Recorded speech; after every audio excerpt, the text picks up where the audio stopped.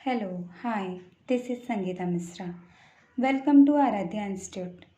आप सभी का आराध्या इंस्टीट्यूट में स्वागत है। आज की क्लास को हम लोग डिस्कस करते हैं।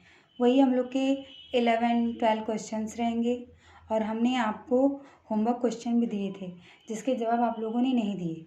तो आप लोग जितने क्वेश्चन का आंसर देंगे उससे आप लोगों की तैयारी बहुत ज़्यादा अच्छी होगी। ठीक है, तो आप लोग क्वेश्चन का आंसर दिया करिए और आप लोग सब्सक्राइब कर लेंगे तो और बेल आइकन अगर प्रेस कर लेंगे तो इससे आप लोग को नोटिफिकेशन मिलता रहेगा। जो हम क्लास डालेंगे वो आप लोग के पास क्लास पहुंचती रहेगी। तो प्लीज़ सब्सक्राइब करिए और शेयर भी करिए ताकि और लोगों तक पहुंचे और बच्चे इसका बेनिफिट उठा सकें। तो प्लीज़ इसको सब्सक्राइब भी करिएगा। ठीक है, तो आज हम लोग अपना क्वेश्चन डिस्कस करते हैं। तो आप लोग क्वेश्चन का आंसर कमेंट्स में ज़रूर किया करिए ताकि आप लोग की अच्छे से प्रिपरेशन हो सके। तो चलिए देर ना करते हुए, ज़्यादा बात ना करते हुए हम लोग क्वेश्चन अपना डिस्कस करते हैं। आप लोगों को कोई भी क्वेरी रहे तो कमेंट में करके हमसे आप ज़रूर पूछ सकते हैं। ओके, चलिए हम लोग अपना क्वेश्चन डिस्कस करते हैं। फर्स्ट क्वेश्चन, किसी व्यक्ति के कार्य करने की क्षमता का निर्धारण किया जाता है उसके शारीरिक स्वास्थ्य से उसके मानसिक स्वास्थ्य पर, ए तथा बी दोनों पर, दोनों में से कोई नहीं। आप लोग बताइए, किसी व्यक्ति के कार्य करने की क्षमता का निर्धारण किया जाता है उसके शारीरिक स्वास्थ्य पर किया जाता है कि उसके मानसिक स्वास्थ्य पर किया जाता है कि उन दोनों पे किया जाता है या इनमें से कोई नहीं। तो इन दोनों पे किया जाता है। क्वेश्चन नंबर ए का ऑप्शन सी। ओके स्टूडेंट, क्योंकि उसके क्षमता का निर्धारण किया जाता है ना किसी व्यक्ति के कार्य के कोई व्यक्ति कैसे करता है जब उसका शारीरिक स्वास्थ्य सही रहेगा, वो स्वस्थ रहेगा। अगर कोई व्यक्ति बीमार रहेगा तो वो अपना कार्य कैसे संपन्न कर सकता है, कैसे शीघ्रता से कर पाएगा। ठीक है, और उसका जब मानसिक संतुलन ही नहीं सही रहेगा तो वो अपना कार्य कैसे करेगा। तो इसलिए शारीरिक मानसिक रूप से स्वस्थ रहना ही जरूरी है। ठीक है, तो इसका ऑप्शन क्या होगा? क्वेश्चन ए का आंसर सी। ठीक है, क्वेश्चन नंबर 2, जब बच्चे कुछ बड़े हो जाते हैं और स्कूल जाना प्रारंभ करते हैं तो शक्ति व्यवस्थापन की प्रक्रिया की कौन सी अवस्था होती है? बताइए, जब बच्चे हमारे बड़े हो जाते हैं तो स्कूल और जाना प्रारंभ कर देते हैं तो शक्ति व्यवस्थापन की प्रक्रिया की कौन सी अवस्था है, ये आप लोगों से पूछा गया है। आप सभी के पास बहुत से बच्चे होंगे, आप सभी लोगों की शादी हो गई होगी, बहुत से लोगों की, तो आप लोग के बच्चे बड़े होंगे, स्कूल जाने लगे होंगे। तो बताइए ये कौन सी अवस्था है? ये द्वितीय अवस्था है, तृतीय अवस्था है, चतुर्थ अवस्था या पंचम अवस्था है? बताइए आप लोग। तो ये क्या है? ये हमारी तृतीय अवस्था है। फर्स्ट अवस्था क्या होती है? जिसमें कि सिर्फ माता और पिता रहते हैं, जैसे कि हस्बैंड और वाइफ रहते हैं। ठीक है, द्वितीय अवस्था में क्या होता है? हस्बैंड वाइफ और उनके बच्चे भी हो जाते हैं। तृतीय अवस्था में क्या होता है? हस्बैंड वाइफ और जो उनके बच्चे होते हैं वो स्कूल जाना इसी अवस्था में प्रारंभ कर देते हैं। इसी को तृतीय अवस्था कहा जाता है। ओके स्टूडेंट, आई होप आप लोग को समझ में आ रहा होगा क्वेश्चन। चलिए क्वेश्चन नंबर 3, निम्नलिखित में से कौन सा शारीरिक प्रयास है? आप लोग बताइए इसमें से कौन सा शारीरिक प्रयास है? ये तो बहुत ही सरल क्वेश्चन है। वार्तालाप करना, तर्क करना, भागना, कल्पना करना। तो इसका आंसर क्या होगा? इसका आंसर तो सीधे सीधे इसमें टाइम नहीं लगाते हैं। देखिए, भागना क्या है? हमारा शारीरिक प्रयास है। वार्तालाप करना एक तरह से भाषाई विकास है। तर्क करना एक मानसिक प्रयास है। कल्पना करना भी एक तरह से हम सोच रहे हैं तो मेंटली मतलब हो रहा है ना, तो ये भी मानसिक प्रयास में आ गया। ठीक है, तो ये भागना हमारा क्या हुआ? शारीरिक प्रयास हुआ। ओके स्टूडेंट, आई होप आप लोग को समझ में आ रहा होगा। क्वेश्चन नंबर 4 देखिए, क्वेश्चन नंबर 4 है सरमन तथा, क्या दिया गया है? सरमन तथा लैंडफोर्ड की तालिका में किस क्रिया पर शक्ति व्यय प्रदर्शित की गई है? पूछा जा रहा है सरमन तथा लैंडफोर्ड की तालिका में। देख लीजिए, ये राइटर के बारे में पूछा जा रहा है। ये नहीं कि आप कुछ भी बता दें, जो राइटर ने बताया है आपको वही बताना है। ठीक है, तो सरमन और लैंडफोर्ड की तालिका में किस क्रिया पर शक्ति व्यय प्रदर्शित की गई है? तो आप लोग बताइए, बैठना, खड़े होना, चलना या सभी?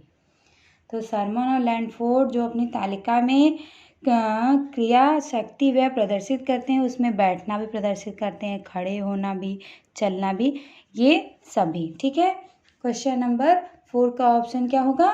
डी। अब आइए क्वेश्चन नंबर 5 पे आते हैं। प्रकाश के माध्यम से कमरे में किस पर अत्यधिक प्रभाव पड़ता है? आप लोग बताइए। ये तो इजी क्वेश्चन है, आप लोग आई होप आप लोग तैयारी कर रहे होंगे, तो आप लोग को तो ये सब क्वेश्चन आने चाहिए। बताइए, रंगों पर, रेखाओं पर, आकृतियों पर, आकारों पर किससे प्रभाव पड़ते हैं? प्रकाश के माध्यम से कमरे में किस पर अत्यधिक प्रभाव पड़ता है? तो रंगों पर अत्यधिक प्रभाव पड़ता है। ओके स्टूडेंट, चलिए क्वेश्चन नंबर 6। एक काली सतह वाली वस्तु प्रकाश की मात्रा को अवशोषित करती है। एक काली सतह की वस्तु है, काली सतह वाली वस्तु प्रकाश की मात्रा को अवशोषित करती है। पूर्ण रूप से अवशोषित करती है, अर्ध रूप से अवशोषित करती है, कुछ भागों में अवशोषित करती है, किसी में नहीं। बताइए आप लोग। जो कोई एक, मान लीजिए कोई एक काली सतह वाली वस्तु है, ठीक है, और प्रकाश की मात्रा को अवशोषित करती है। कितना अवशोषित करती है? थोड़ा अवशोषित, मतलब कुछ भी भाग अवशोषित नहीं करती, कि थोड़ा अवशोषित करती है, कि अर्ध रूप से अवशोषित करती है? तो पूर्ण रूप से अवशोषित करती है। कोई काला चीज़ होता है, वो प्रकाश को अपनी ओर ऑब्जर्व करता है ना। होता है ना कि गर्मी में आप लोग काले कपड़े ना पहनिए, क्योंकि उसमें ज़्यादा गर्मी लगती है। क्यों? क्योंकि वो प्रकाश जो होता है, सनलाइट जो आती है, वो उसके अंदर ऑब्जर्व हो जाती है, तो इसीलिए उसको अवशोषित कर लेती है। ठीक है, तो आई होप आप लोग समझ गए होंगे। चलिए आइए आप हम लोग अपने 7 क्वेश्चन पे आते हैं। देखिए, डीमर के द्वारा हम प्रकाश की मात्रा को कर सकते हैं। क्या कर सकते हैं बताइए? कम कर सकते हैं, अत्यधिक कर सकते हैं, अधिक कर सकते हैं, या सभी कर सकते हैं। डीमर, डीमर क्या होता है? डीमर लैंप में लगा होता है। जो झूमर होती है, उस झूमर में डीमर लगा होता है। ठीक है, लाइट्स में नहीं, लैंप में, झूमर में, इन सब में डीमर लगा होता है। ठीक है, तो उससे हम प्रकाश को कम कर सकते हैं, अत्यधिक कर सकते हैं, अधिक कर सकते हैं, या सभी कर सकते हैं। आप लोग बताइए।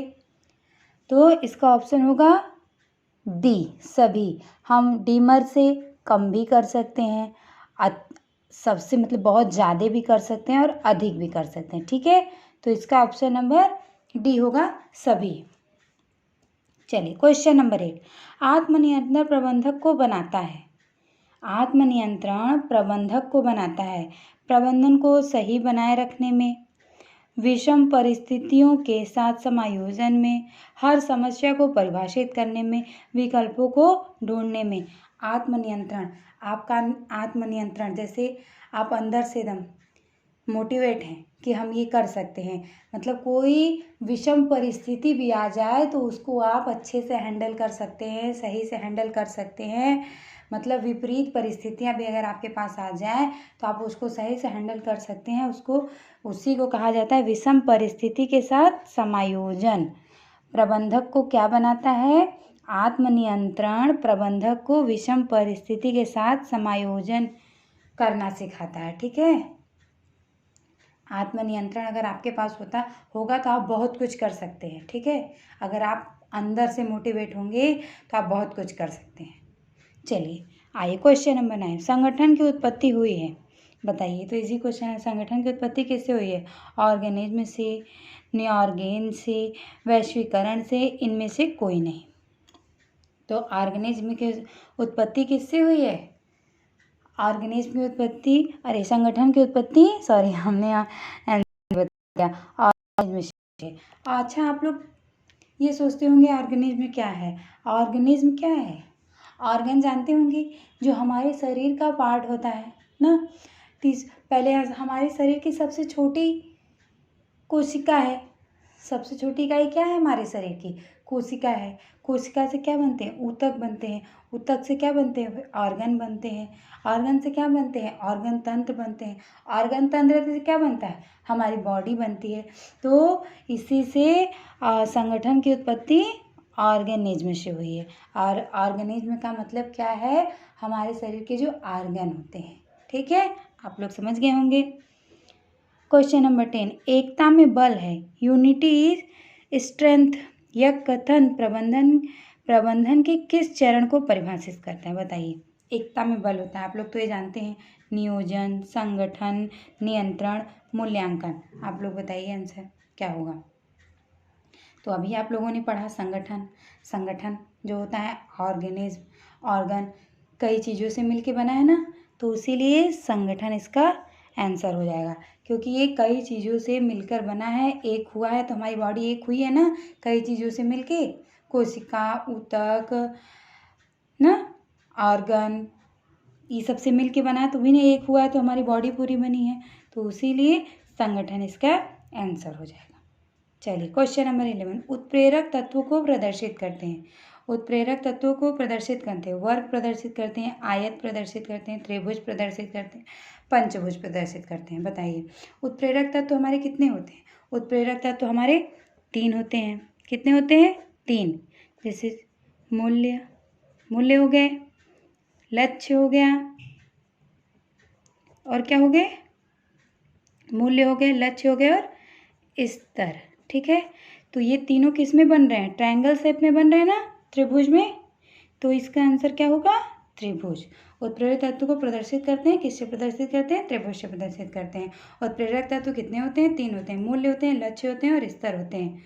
चलिए अब आप लोग का होमवर्क क्वेश्चन है, रुचि, कला, योग्यता जैसे प्राकृतिक गुण हैं, किसके हैं? बताइए।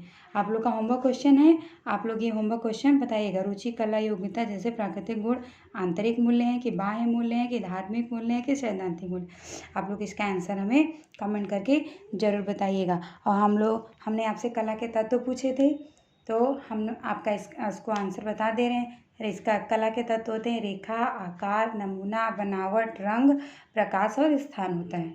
ठीक है, और हमने एक क्वेश्चन आपसे और पूछा था, कितने टेम्परेचर पे प्रेशर कुकर में पानी खौलने लगता है? तो 221 डिग्री सेल्सियस ताप पर पानी कुकर में खौलने लगता है। ठीक है, तो इसका आंसर ये है। आप लोग इसका आंसर कमेंट में करके हमें ज़रूर बताइएगा और सब्सक्राइब कर लीजिएगा, ताकि आप लोग को जो हम अपलोड करें वो आप लोग को मिले, और आगे भी शेयर करिएगा ताकि और लोगों को पता चले। ठीक है, तो फिर कल मिलते हैं। Okay, bye, take care.